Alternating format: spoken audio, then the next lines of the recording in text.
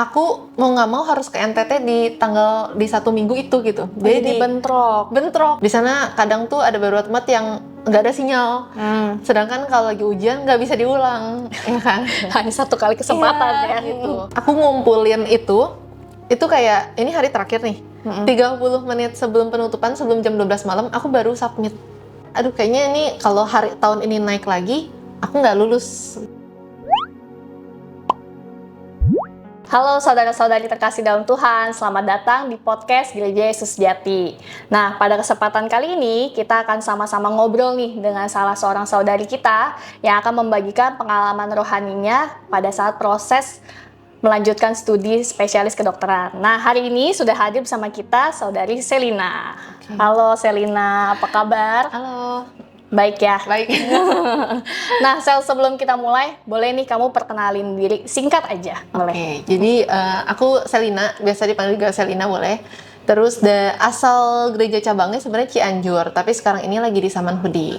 Oh, Cianjur ya ternyata Cianjur, ya. cabang aslinya. Cuma kita ketemunya di gereja Samanhudi. Nah, Sel, aku mau tanya dulu nih, berarti kamu sekarang sudah menjadi dokter spesialis ataukah masih dokter umum atau gimana nih? Sekarang sih masih dokter umum. Oh, masih dokter umum ya, tapi prosesnya lagi mau ambil spesialis. Oh, prosesnya udah mau ambil spesialis.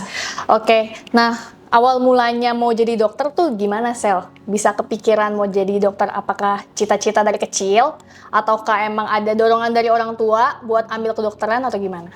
Nah, kebetulan sih dari keluarga aku nggak ada yang dokter. Oh, ya jadi emang natural biasa aja ya. Dan orang tua lebih ke udah jangan terlalu capek. Oh, gitu. Mereka sih kayak santai aja gitu.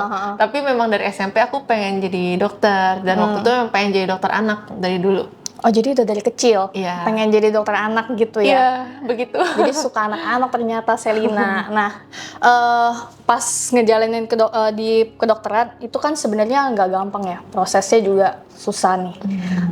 Kamu boleh share dong pengalaman kamu pas ngejalanin proses untuk menjadi seorang dokternya itu gimana? Jadi aku tuh mulai masuk kedokteran itu 2015. Nah, perjalanan kedokteran di Indonesia itu 6 tahun. Jadi aku lulus 2021. Kemudian kita wajib ikut internship. Internship itu kayak mengabdi ke daerah di Indonesia selama 1 tahun. Nah, waktu kemarin aku internshipnya kebetulan di NTT. Gitu. Terus sekarang balik lagi ke Jakarta dan sekarang ini sih lagi kerja aja di Jakarta. Oh, jadi sekarang kondisinya kerja di Jakarta di rumah sakit gitu ya? Iya. Nah, setelah kamu melewati proses pendidikan kamu nih S1 dan sekarang udah jadi dokter umum, berarti kan udah praktek juga di rumah sakit ya.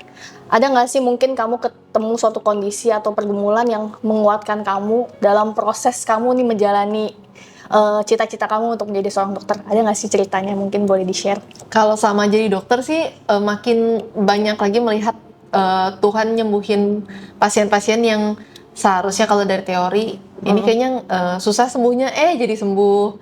Terus kayak yang sebelumnya ada misalnya benjolan, tumor, setelah didoain hilang. Yang kayak gitu-gitu ngelihat sendiri ketika perjalanan jadi dokter ini gitu. Jadi banyak makin melihat kuasa Tuhan bekerja banget gitu untuk semuanya. Jadi kamu jadi saksi nyata dari si pasien ini gitu ya, yang juga jadi menguatkan kamu sendiri bahwa kehadiran Tuhan tuh beneran ada gitu ya di hidup ini. Oke. Nah, Selina, aku denger juga nih, puji Tuhan ya, katanya kamu ternyata spesialisnya ini beasiswa ya. Iya. Ya, puji Tuhan udah dapet beasiswa. Nah, mungkin tapi sebelumnya spesialisnya apa nih? Tadi spesialis anak tetap ya berarti ya? Iya, pengen jadi spesialis anak. Oke, jadi tetap on track ya jalurnya di spesialis Jauh anak. ini begitu ya. Nah, boleh dong mungkin share ke kita ceritanya gimana nih dari awal kamu apply mungkin sampai akhirnya keterima, gimana mungkin kesaksiannya? Katanya kamu kan punya kesaksian juga nih dalam proses pengajuan beasiswanya. Boleh nih. Oke, ini kesaksian sedikit ya. Jadi dalam nama Tuhan Yesus bersaksi. Ini tentang perjalanan aku dapat beasiswa untuk lanjut spesialis ini. Jadi aku tuh apply-nya di awal tahun ini. Beasiswa ini tuh dari pemerintah. Dia bukanya 1 tahun 2 kali. Nah, yang awal tahun ini seharusnya sih kalau lihat track-track yang tahun-tahun lalu itu bukanya Februari. Gitu. Jadi memang dari tahun sebelumnya udah kepikiran mau apply beasiswa nih gitu buat spesialis. Tapi masih kepikirannya mungkin Februari gitu. Nah, tapi ternyata yang kemarin ini bukanya di Januari. Oh, jadi Jadi beda. lebih cepat ya. Dan buat bisa untuk nge-apply si beasiswa ini tuh banyak hal yang dibutuhin gitu. Jadi dia untuk garis besarnya ya, dia tuh ada 3 ujian. Pertama ujian berkas, yang kedua itu ujian kayak TPA gitu, bahasa Indonesia, matematika, verbal sama logika sama psikolog gitu. Terus yang ketiga baru ujian wawancara. Jadi kalau udah lewat satu ujian lulus, baru kita bisa masuk ke ujian yang selanjutnya tadi. Prosesnya kurang lebih 6 bulan gitu. Nah, jadi kan aku apply-nya di awal tahun nih. Cuman karena kaget, aku kira Februari, ternyata dia buka Januari. Dan banyak berkas yang harus disiapin. Waktu itu udah kepikiran, aduh gimana ya. Tapi tetap sambil dibawa doa dan juga percayalah ini kalau memang udah jalannya pasti akan dibantu gitu sama Tuhan mau gimana pun. Nah, waktu itu tuh susahnya adalah aku tuh kerja di 2 rumah sakit. Jadi sampai sekarang juga gitu. Nah, untuk bisa ngumpulin ujian yang pertama itu kan banyak berkas nih. Ada berkas yang aku tuh harus minta ke NTT. Jauh ya. Iya, harus minta rekomendasi ke sana dan mengurus banyak hal. Jadi kayak mungkin butuh waktu cuti 1 mingguan gitu. Sedangkan aku kan kerja di 2 rumah sakit. Jadwalnya susah banget untuk di ganti-ganti gitu karena jadwal udah ada untuk sebulan-sebulan kan. Dan rumah sakit jadi 2 rumah sakit itu, yang pertama rumah sakit yang aku harus masuk Senin sampai Jumat, pagi sampai sore. Dan kalau weekend pun kalau misalnya ada sesuatu harus masuk gitu. Nah, rumah sakit yang kedua itu jadwalnya mungkin 1 minggu 3 kali, tapi jaga malam banyak gitu. Jadi susah ngurusin jadwal di 2 RS ini. Dan kita tuh nggak ada yang kayak mau cuti gitu, nggak bisa kayak gitu. Nah, pertama kan yang susah yang tadi aku bilang ya, yang kayak harus minta rekomendasi itu. So aku mikir gimana ya caranya gitu. Ini dikasih waktu 1 bulan untuk ngumpulin semua berkas itu. Tapi belum punya berkas-berkasnya. Terus juga harus ujian TOEFL juga. Jadi dia ada banyak ujiannya juga ya di sebelum-sebelumnya itu. Nah, TOEFL aku juga belum ada. Kebetulan itu waktu aku mau apply beasiswa ini, itu barengan sama banyak univ yang lagi buka pendaftaran spesialis. Jadi banyak juga orang yang ujian TOEFL dan jadi kuota untuk ujian TOEFL semakin berkurang karena kayak udah diambil sama orang-orang yang mau ujian spesialis tadi gitu. Jadi aku udah cari di mana-mana dengan waktu yang maksud pas lihat dibuka terus langsung ngebut kan nyari-nyari gitu. Terus aku cari-cari, aduh semua penuh, ini penuh, di sana penuh gitu. Terus ada tanya-tanya teman-teman juga, boleh ngebantuin cari di mana yang bisa buka ujian TOEFL sambil berdoa juga, aduh gimana Tuhan. Nah itu anehnya tiba-tiba ada satu tempat yang buat ujian TOEFL yang dibuka sisa 1 kuota. Jadi aku langsung daftar di situ. Iya. Tapi masalahnya kuota yang dia buka itu tanggalnya adalah tanggal yang aku mau nggak mau harus ke NTT di 1 minggu itu gitu. Jadi bentrok. Dan kayak waktu itu mikirnya kan di NTT sinyalnya gimana, di sana mau ujiannya di mana. Ujiannya sih online ya, cuma ujiannya kan online. harus banyak ini ya kayak sinyalnya, tempatnya harus proper, terus juga banyak yang lain-lainnya gitu kan. Nah, tapi itu satu-satunya ujian yang tersisa gitu. Dan ini adalah tanggal 1 minggu tanggal yang aneh banget, yang aku bilang harusnya di 2 RS ini aku nggak bisa cuti gitu-gitu tiba-tiba gitu. Yang RS 1 aku bisa minta tukeran jaga sama temanku, jadi dia mau. Jadi kayak seminggu itu aku bisa free. Terus yang di RS 1 lagi ini lebih aneh lagi. Jadi dokter-dokternya itu tiba-tiba harus pergi ke luar negeri untuk workshop, untuk sekolah sebentar gitu. Jadi aku nggak perlu ke rumah sakit. Oh, jadi kamu bisa free di waktu-waktu itu. Dan itu tuh dadakan banget, dadakan di yang 1 bulan tadi itu. Nah terus jadi aku langsung pesan tiket. Udah gitu TOEFL yang tadi aku langsung daftar. Cuman kan masih kepikiran kan nanti di sana ujiannya gimana nih gitu. Tapi udah pokoknya lanjutin dulu aja gitu. Nekat terus ya. pas kesana juga sebenarnya kan nggak tahu nih bakal dapat rekomendasi atau enggak ya, sambil berdoa ya. Iya. Jadi kayak sebulan itu bener-bener aduh Tuhan gimana dong, setiap kali datang ke gereja juga Tuhan gimana ya, aku pengen banget nih dapat beasiswa ini, karena kalau nggak dapat tuh mungkin nggak bisa lanjut spesialis untuk dalam jangka waktu yang dekat, kan butuh biaya, butuh segala macam gitu ya. Biayanya pasti besar banget ya buat Iya. spesialis. Dan udah umur segini, kayaknya menurut aku bukan apa ya? Aku nggak mau ngerepotin orang tua untuk biayain Sekolah lagi. gitu. Sekolah kan mahal dan ya banyak hal-hal pertimbangan lainnya menurut aku memang harus ikut spesialis ini gitu. Apa ikut beasiswa beasiswa ini ya. Nah, terus lanjut lagi sama yang tadi ya. Jadi pas nyampe ke NTT di Kupang itu juga kan lumayan agak mepet ya. Sebenarnya aku takut juga, aduh TOEFL-nya gimana nih? Aku belum pernah tes lagi sebelumnya. Belum belajar. Nggak ada persiapan juga sebenarnya. Belum belajar. Jadi kayak agak takut juga gitu. Jadi waktu itu aku belajarnya dari YouTube, dari website gitu lah ya. Sambil berpikir juga, ini tempatnya mau di mana ujiannya. Kalau ujiannya di hotel, pesan hotel kan check out jam 12-an gitu ya. Sedangkan di sana kan WITA. Jadi lewat jam check out gitu. Oh, lewat jam check out. Karena jadi kan tesnya WITA. siang gitu. Tesnya siang jam 1 di Jakarta, jam 2 di sana gitu. Oh iya, karena tesnya ngikut jam Jakarta ya. Iya, betul. Terus kalau nambah 1 malam lagi di hotel lumayan, aduh gimana gitu. Terus juga sinyalnya tadi, sinyalnya bingung. Di sana kadang tuh ada beberapa tempat yang nggak ada sinyal. Sedangkan kalau lagi ujian nggak bisa diulang, ya kan? Hanya 1 kali kesempatan ya. Gitu. Nah, puji Tuhannya, pas ke sana, aku tiba-tiba dikasih tahu kayak, mau nggak di rumah. Jadi kayak ada senior aku di sana, yang dokter juga. Nah, dia tuh punya rumah yang dijadiin kos-kosan gitu. Ada kamar yang lagi kosong. Jadi kayak dia bilang, udah di rumahnya dia aja. Gitu. Jadi Dan lewat teman temen yang lain sih sebenarnya. Lewat temen yang lain ngasih tau, kenapa nggak di sini aja gitu. Terus aku minta izin sama kakak kelas ini. Terus dia bilang, oh ya boleh gitu. Oh, jadi padahal jadi aku nggak di hotel. Padahal orangnya nggak lagi di situ. Jadi aku izin sama orang tuanya dan dibolehin. Wow, puji Tuhan banget ya. Jadi kamarnya udah ada nih. Sekarang tinggal sinyal kan. Sinyalnya gimana? Terus di sana ada kakak kelasku juga. Dia dokter di puskesmas. Terus dia bilang, oh abang lagi nggak pakai wifi-nya, pakai aja modemnya. Jadi dia pinjemin juga. Jadi dari modem sama rumah tiba-tiba ada. Iya. Dan tanggal ujian juga tiba-tiba ada gitu kan. Padahal sebenarnya kalau ngelihat dari tanggalnya itu hasilnya keluar sampai yang beneran sertifikatnya keluar itu kan butuh sekitar 2 mingguan. Sedangkan ini kan aku udah mepet banget ya sama terakhir itu, terakhir penutupan. Ya, pokoknya tiba-tiba disediain sama Tuhan. Gitu. Itu dari yang TOEFL doang. Terus belum lagi yang surat rekomendasi itu juga dokternya mau ngasih itu pas ke sana. Kayak padahal sebenarnya kan aku nggak yang lagi kerja di sana gitu. Maksudnya udah kerja dari 1 tahun yang lalu dan setahun itu kan udah nggak di NTT.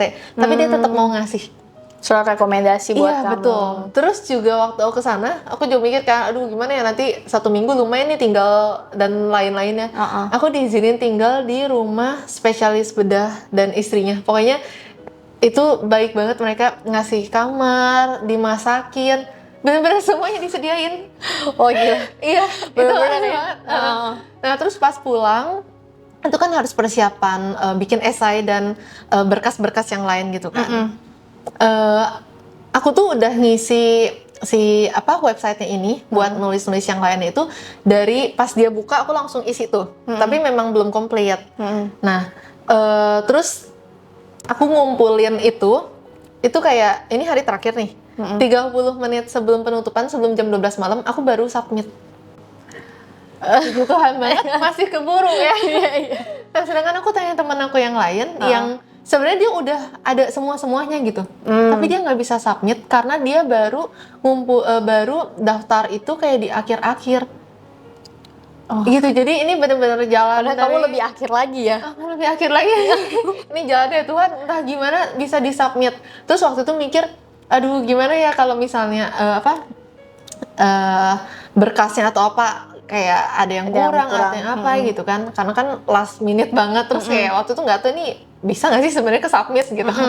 Nah terus waktu itu kayak ya udahlah nggak apa-apa, berdoa aja gitu kan. Nah terus tunggu pengumuman itu mungkin aku agak lupa, kayaknya sekitar 1 bulanan baru keluar lulus tuh Heeh. pengumumannya. Nah terus lanjut ke ujian kedua. Ujian kedua ini kan yang ujian TPA ya, yang bahasa Indonesia, matematika, logika, sama psikolog tadi gitu. Ini juga sebenarnya sambil mempersiapkan itu, aku banyak dengar sih orang-orang pada ngeles dan lain-lain gitu. Maksudnya kita kan udah umur segini udah lupa ya sama matematika ya, udah lama banget ya nggak sih. Bahasa Indonesia juga ya bukan yang sebagus itu bahasa Indonesia aku. Gitu, jadi agak mepet, apalagi sambil nyiapin si TPA, ujian TPA ini, aku juga banyak banget kegiatan di RS yang benar-benar deadline-nya super ngebut semua gitu. Terus sebelum ujian ini, aku ada kayak kegiatan pelatihan USG itu di yang tempat kerja aku itu, yang harus mau nggak mau aku harus ikut, dan itu tuh beberapa hari. Jadi itu tuh di H-1, bukan Ujian. H-1 mungkin kayak misalnya ujiannya hari Senin misalnya. Nah ini minggu sebelumnya itu 1 minggu itu kayak full buat ngurusin itu. Jadi juga berpikir, aduh gimana dong, gimana nih gitu, belum persiapan dan lain-lain, terus jadwalnya singkat banget. Terus juga aku merasa ya aku nggak sejago itu untuk untuk bisa ngejar yang lain-lain udah belajarnya lama gitu. Aku kayak baru belajar segitu, sambil berdoa juga. Dan ini agak aneh juga ya, tapi di Instagram itu tiba-tiba, kita kan semua main Instagram ya pasti ya. Nah, di Instagram tiba-tiba banyak muncul iklan-iklan tentang kelas-kelas gratis TPA. Jadi aku ikutan itu, yang kelas-kelas free itu. Ya itu aneh sih. Bisa muncul tiba-tiba ya Iya. iklannya di IG kamu. Muncul gituan, terus aku ikutin, dan itu lumayan sangat membantu banget gitu. Jadi pas ujian ya udahlah. Sebenarnya waktu ujian ini juga, ini mujizat juga ya. Ujian itu kita nggak boleh pilih hari, dipilihin. Jadi kayak misalnya ada 1 minggu, terus kamu dipilihin mau ujian di hari yang mana, sama dari beasiswanya, dari orang pemerintahnya sendiri gitu. Nah, tapi kan aku bilang aku kerja di 2RS kan, nggak bisa dong tiba-tiba cuti gitu kan. Iya. Dan ujian tuh biasa kan pagi hari ya. Ini juga aku bingung gimana nih. Nah, pas banget pas aku ujian, itu di dua-duanya lagi. Yang satu itu lagi nggak jaga, yang satu lagi itu dokternya ada keperluan yang lain juga. Jadi aku nggak perlu datang. Jadi bisa ujian. kosong. Iya, bisa ujian. Dan itu pokoknya banyak banyak hal yang terjadi di situ, mujizat buat aku terjadi, kayak akhirnya bisa ujian. Pas ujian mungkin karena persiapan aku juga nggak sebagus yang lain. Menurut aku sih susah ya. Terus aku melihat di tempat-tempat lain, terus dibilang juga kayak ini ujian tersulit selama ini. Kayak maksudnya periode yang kemarin tuh ada susah banget soal-soalnya gitu. So aku semakin kayak aduh Bisa lolos nggak ya gitu ya. Tapi kan sambil dibawa doa juga. Nah, sampai pengumuman ternyata lolos. Jadi nilainya tuh misalnya batas lulusnya 110 tuh tahun lalu. Harusnya setiap tahun tuh dia biasanya sih kalau aku lihat naik. Jadi kayak ada 100, 110, 120 gitu.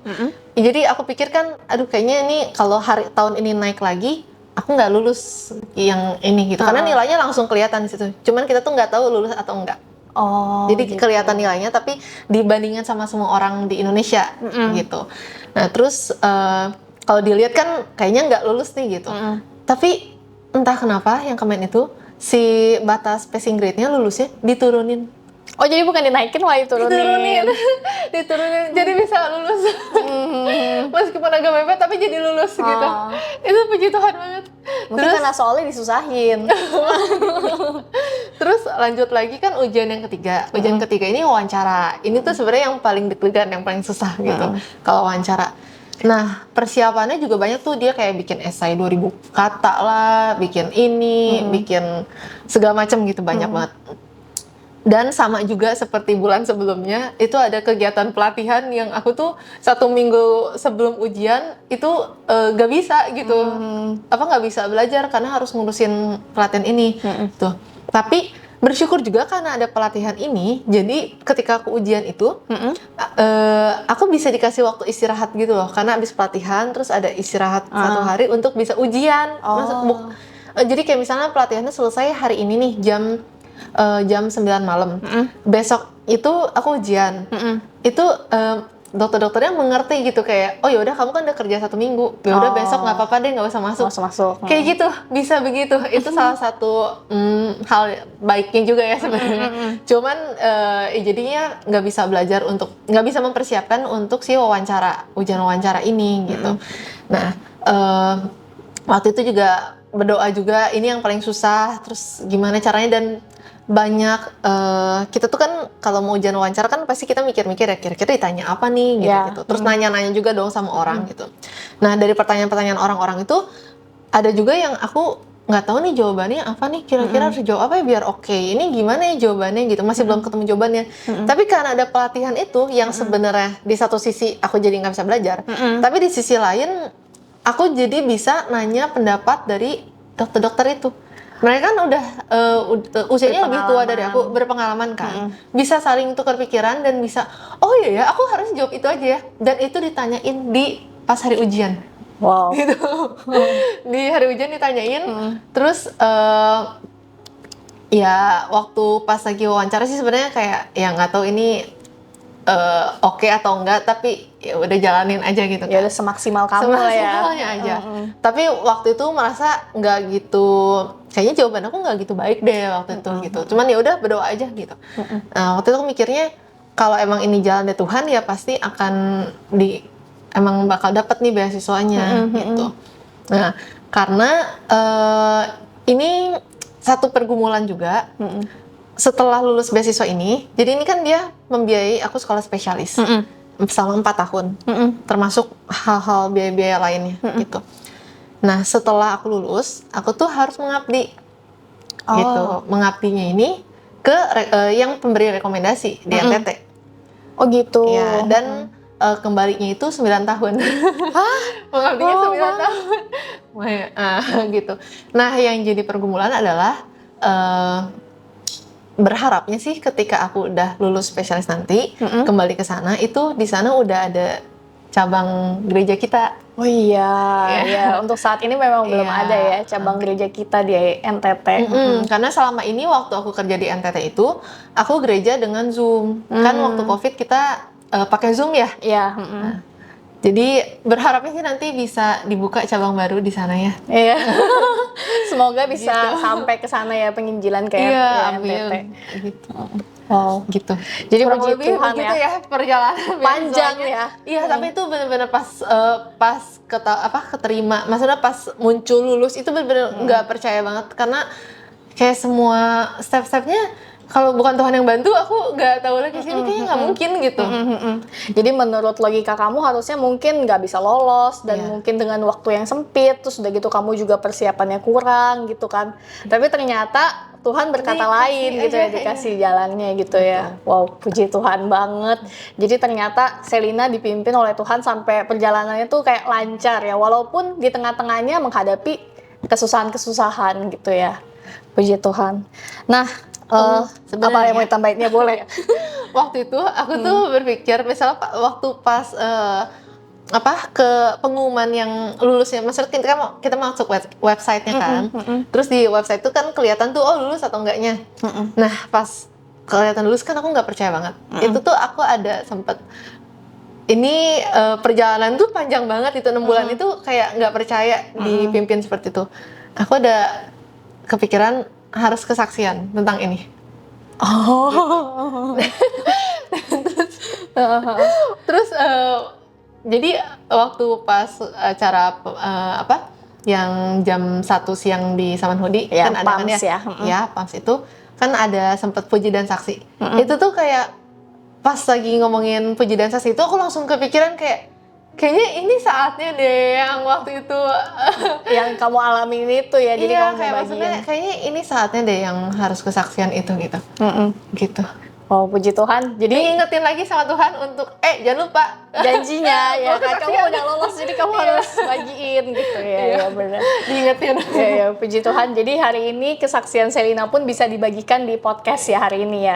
Jadi bisa menceritakan ke semua teman-teman hari ini bahwa kuasa Tuhan benar-benar bekerja nih ya pas proses kamu menjalani studi kamu ya. Nah, oke, poin terakhir nih Sel, sebelum kita tutup, mungkin kamu boleh share nggak? Mungkin poin penting apa atau pengajaran apa yang kamu dapat sampai dari proses kamu tadi apply beasiswa sampai akhirnya keterima? Yang mungkin bisa kita share ke kita juga, jadi bisa menguatkan iman kita dan juga para penonton hari ini gitu. Oke. Poin pentingnya yang dari yang ini menurutku adalah kalau ada pergumulan apapun itu, misal sekolah atau yang lain-lainnya, itu berdoa aja. Karena kalau kita berdoa, Tuhan tuh kan pasti kasih jalan kan. Dan percaya pasti emang kalau udah Tuhan bilang kita suruh ke sana, itu Tuhan kasih jalan aja gitu. Jadi berdoa jangan lupa dan percaya. Berserah sama berserah satu lagi. Itu poin pentingnya. Gitu. Ya kayak puji Tuhan, jadi poin pentingnya hari ini kita bisa dapat bahwa ketika kita memang punya iman dan kita percaya Tuhan pimpin, pasti Tuhan juga membukakan jalannya buat kita ya. Dan pastinya kita juga harus terus berdoa ya dalam proses itu dan juga percaya bahwa Tuhan akan bantu kita. Puji Tuhan, kita sudah mendengarkan kesaksian dari Saudari Selina. Semoga podcast ini bisa menguatkan saudari-saudari terkasih dalam Tuhan. Segala kemuliaan bagi nama Tuhan. Sampai jumpa kita di podcast selanjutnya. Dadah!